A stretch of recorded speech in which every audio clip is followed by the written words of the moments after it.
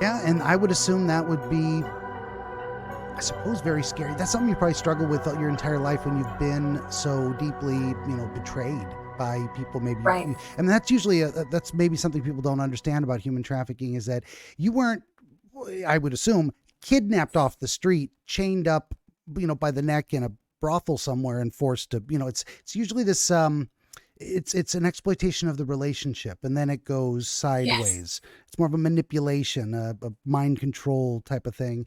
I don't know if you're familiar with Jessica Jones, the Netflix series, the Marvel character. She's like a super strong female character, like invulnerable, can punch through brick walls. And her arch nemesis, the one thing she was vulnerable to, was a guy who could get inside her head and forced her to live with him and be his girlfriend or whatever, and just reveled in the fact that she was in there knowing what he was doing and couldn't stop herself from obeying his spoken commands. That was his magic power. Anyway, I'm going to stop there. That's a lot, but that's, you probably got some things to That's say about that. that's pretty accurate. Yeah.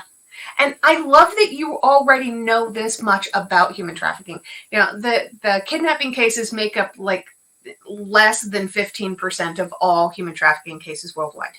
Yeah. So yeah, it usually is a manipulation of somebody who's already in your life, somebody who knows your weaknesses and knows you well enough to know what it is that you need in your life. And they give you these vast promises and then manipulate you. Yeah. The police officer was a man that I had known for 7 years and was engaged to be married to. Wow. Yeah. So it's a bizarre world, and a lot of people don't realize that that's what trafficking actually looks like. I didn't know that what I went through was called human trafficking until I went to an anti-trafficking conference in 2018.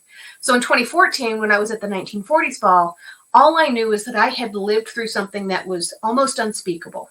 Mm. It was some kind of nightmare that I had come through.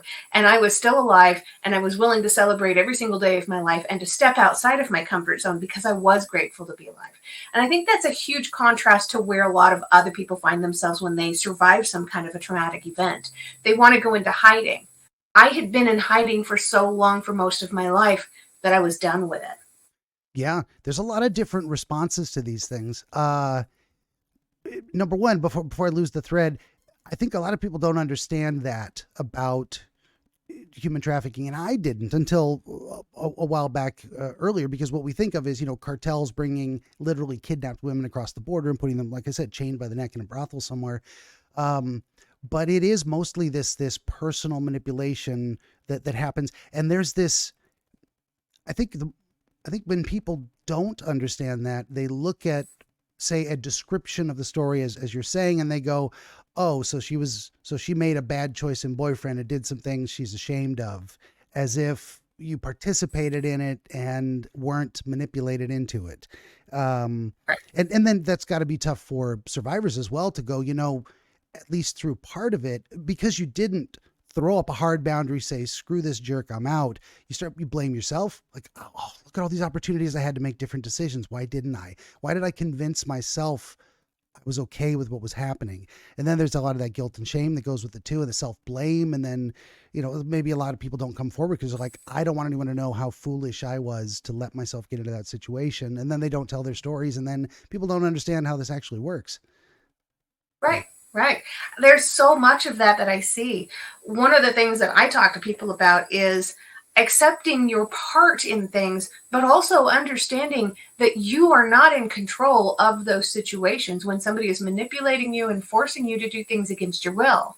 The very definition, according to the Department of Homeland Security, is the use of force, fraud, or coercion Yeah. to obtain labor or sex acts from another person.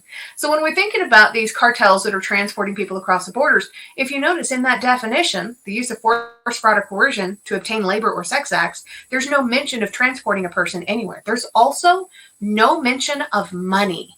Mm. So a lot of people believe that human trafficking equals prostitution and prostitution equals human trafficking. Yeah.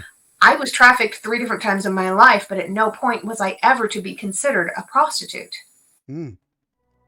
95% of prostitutes have experienced human trafficking in some way. But it isn't always the other So way there's a around. massive overlap, but these are all three separate issues that all desperately need to be addressed.